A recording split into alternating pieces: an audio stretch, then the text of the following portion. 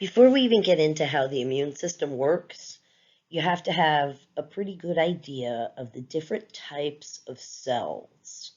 So over on the left side of this picture here, you can see that I've got a big, huge bone because we know that cells, white blood cells, red blood cells, are made in the bone marrow.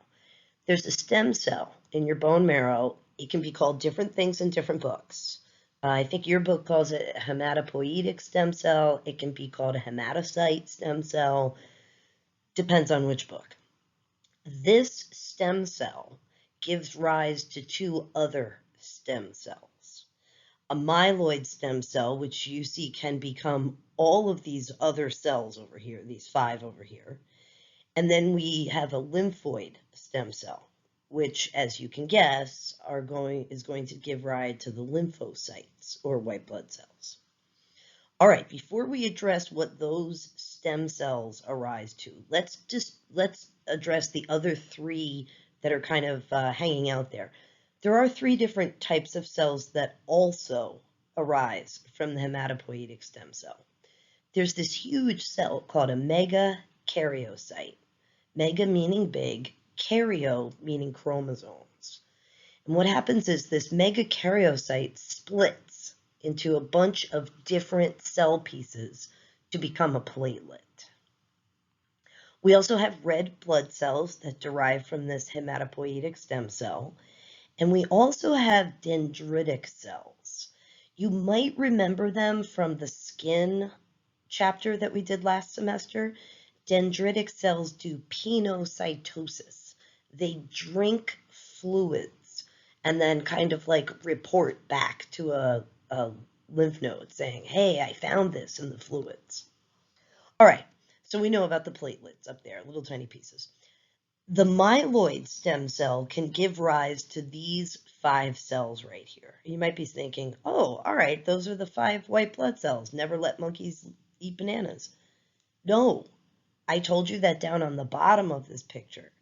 That's where we talk about lymphocytes. So we do have, before we get started, we do have little markers on all the cells that we have left.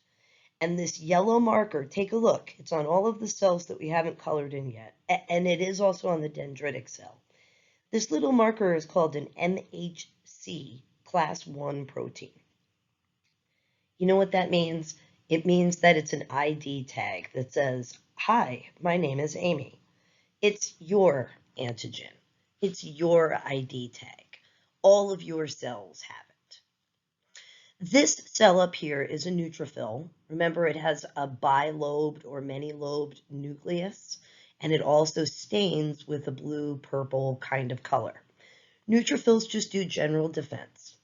You cut yourself on your hand, tons of neutrophils will go to the area like EMTs, and they'll do their thing. We'll talk about what they do. This cell here is an eosinophil. We know that eosin means red, and that eosinophils take up a red stain, and that they also have a bilobed nucleus. Eosinophils, their specific thing that they do that no one else does is that eosinophils can track down parasites. We have a basophil here. We know that basophils, like neutrophils, take on a blue or purple stain in their cytoplasm, not the red stain like the eosinophil. And we've seen basophils before. They basically wake up and do their thing when we're reacting to allergies. And yes, basophils do release histamine. There is another cell that derives from the myeloid stem cell. This is not a white blood cell. Mast cells also carry histamine vesicles, like basophils, but mast cells are not a white blood cell. Mast cells exist in all of your tissues, and we're going to talk about anaphylaxis. And what happens is mast cells are mobilized in anaphylaxis. They release all of their histamine, and you basically plummet your blood pressure. All right, so we get the idea that that mast cell is the one cell there that's not a white blood cell that derives from a myeloid stem cell. This last cell here is a monocyte. And before I addressed that little thing hanging off the monocyte. Monocytes, they float in the blood and they will then like move into a specific tissue. So we saw alveolar macrophages that live in the lung. We saw Kupffer cells that live in the liver. And these cells, they become, as they move into a tissue and take up permanent residence, we then call them a macrophage. And sometimes you can hear this referred to as the monocyte macrophage system in the body. As contrast, neutrophils and eosinophils are called microphages. They float in the blood. They never really move into a tissue to take up permanent residence. They don't do that. What is that little thing hanging off the monocyte? Well, that's what's called an MHC class II protein. What does that mean? It means that this monocyte is able to connect to other cells and say, you do not belong to Amy. I need to consume you. It's this little tag here that allows the monocyte to be a macrophage. This little tag defines it as a cell that eats other cells. Notice how the dendritic cell also has that tag. The dendritic cell doesn't eat other cells, but it drinks fluids. And then there was one more cell at the very, very bottom of the picture, and that's a B cell. We'll talk about that, but the B cell also has that little flag on it, and it means that the B cell, like dendritic and monocyte macrophages, B cells can also consume other cells. Let's talk about the things that derive from the lymphoid stem cell. And you might be like, oh, lymphocytes. There are many types of lymphocytes. Lymphocyte is a very general term. There are cells called NK cells, natural killer cells. Your book says their function is immune surveillance. I don't know what immune surveillance means. But I know that NK cells basically look for cancer cells or virus cells. They're looking for cells that are yours that have gone rogue. Those kinds of cells are hard to identify, right? Because cells in your mouth will have the little MHC1 tag that says, hi, my name is Amy. But they could be cancerous. They could be virus infected.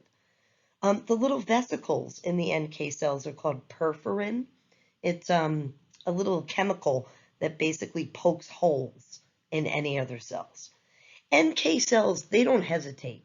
They're just like, you're wrong, and then they kind of destroy the other cell.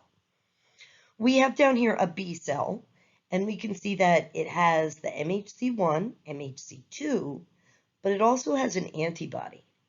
And this means that unlike the other two cells with that MHC2 tag, unlike the dendritic and monocyte cells, B cells are very specific as to what they consume. They're looking for something very specific in your body. Dendritic cells are not. They're just drinking and being like, la, la, la.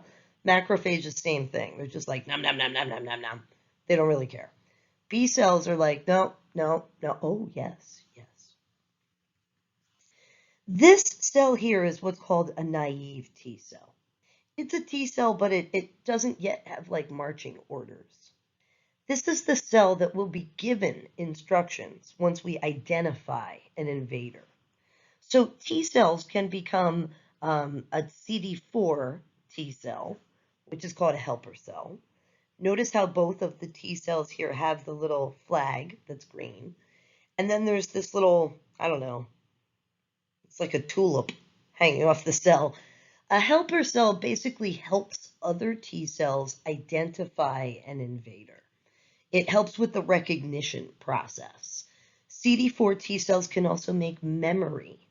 They can make cells specifically designed to hold instructions of how to attack an invader. For example, when you get the chickenpox virus, you create lots of CD4 T cells to help fight the virus, and you also create memory of it. So the next time you get chickenpox, you make a buttload of these really quickly, and they all know exactly what to do. The same thing goes for CD8 T cells. You make them on demand, but these cells, instead of helping other cells identify, these are the cells that will actually go forth and try to kill an invader. These are called cytotoxic, right? Because they kill other cells. Yes, in the process of making tons of CD8 cells, you also make memory. And that means that the second time you encounter the invader, your response is much quicker. And you create a buttload of CD8 T cells that go throughout your body and target the invader. It's important to realize that you make CD4, CD8, and B cells on demand. NK cells, you're kind of always making those. They're always there doing their job. But it's the other T and B cells that you make on demand. And what that means is that you don't make those until you've identified an invader. All of the other cells that derive from the myeloid stem cell, they're not specific. They don't care. If you're not an AIME cell and you're in the body, those are going to attack them. But these B cells and T cells, they don't randomly attack things. They're looking for something very specific that's invaded your body. This drawing is definitely not to scale, but it tells the story. So let's label some of the things on this drawing. We have the liver here, and we have the small intestine. And these two are connected by the hepatic portal vein. This takes dissolved, this absorbs nutrients and sends them to the liver for, quote, cleansing or filtering. This is a lymphatic that connects the liver to the lymph node. It's not a blood vessel, it's a lymphatic. It's a little bit different. This is actually a blood vessel, and as you can see, the liver is connected to it as well as the lymph node. This is the lacteal, and the lacteal connects the small intestine to the lymph node. So you might be saying, well, I thought the hepatic portal vein is how you take up nutrients. Yes, it is. It takes up small things. Larger things like fats and large molecules go into the lacteal and get looked over by the lymph node. Basically, what we've outlined here is how all of these organs interact. Now, you have, these are mast cells, which are in your tissues, and these cells here are basophils, which are one of the 5 types of leukocytes that circulates in your blood. Number 1, you have lymphoid stem cells. They were there when you were born. Those stem cells automatically make these B cells, and these B cells hang out in your lymph node. There's more than one of them. There's tons of them. And these B cells, they have a bunch of different antibodies inserted in their plasma membrane, but we're concerned about one of them. This B cell here has the peanut allergen antibody. So this is an antibody that not everybody makes. It's genetic. And some people who make it, they become allergic to the peanut allergen. So they fit together, the allergen and this antibody. Okay, now in your lifetime, you might ingest the peanut allergen, which is this purple triangle.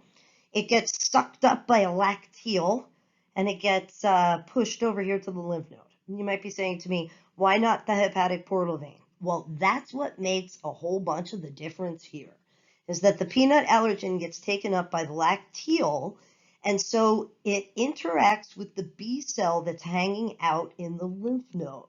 It has the opportunity to interact with that cell before anything else. And it connects to the antibody on that B cell. And this B cell says, oh, really? We have this kind of invader here, this allergen? Well, let me make more of myself, since I have the antibody of how to combat this. And so this B cell makes these clones that are called plasma cells, and those are the cells that make the antibody, which is called an immunoglobulin, And the immunoglobulin that's specific to the peanut allergen is an IgE. It's in the E class. Now, look at all of these antibodies that are in the lymph node, but also look how some of them are leaving the lymph node into the blood vessel. And they get inserted into the plasma membranes of not only basophils, but also mast cells that are in the tissue. This might cause a little itchy throat, some symptoms. It's usually not intense. You might not even notice these things for a whole bunch of reasons, right? But this is the first exposure. And we're just making a bunch of immunoglobulins, inserting them into these cells, and kind of making an army of antibodies that are ready for the peanut allergen when you ingest it the second time. Now let's ingest it a second time. And let's say that this time it gets taken up by the hepatic portal vein. It can get taken up by the lacteal too. Same thing will happen this time. But it gets taken up by the hepatic portal vein, it goes to the liver, and then it gets released to the blood. And this time, the peanut allergen not only connects to the B cell in the lymph node, it is exposed to that, but the peanut allergen connects to all of the immunoglobulins inserted into the mast cells and the basophils. Look, all of the little purple triangles are inserted into the mast cells and basophils. And look at what the mast cells and the basophils are doing. They're puking out a purple rainbow. No, I'm sorry. They're puking out histamine and heparin, right? And histamine and heparin are the root of anaphylaxis. And in fact, this isn't just happening in one place in this person's body upon the second exposure. This is happening everywhere in the person's body. So all tissues, all blood vessels are dilating. And if you take a look, you can see that in this blood vessel here, the spaces in between the blood vessel walls are dilating due to the histamine. So what we say is that anaphylaxis causes systemic vasodilation, right? Every cell in your body that possibly could release histamine is releasing histamine. And therefore, the second response is definitely heightened and quicker. It has more amplitude and it happens a lot quicker to the exposure. And that's what anaphylaxis is. Anaphylaxis is a condition that results from the process of a hypersensitivity. And that's this process right here. This process is not just anaphylaxis. This process is a hypersensitivity that results in anaphylaxis. Just be aware that anaphylaxis is a condition and hypersensitivity is a process.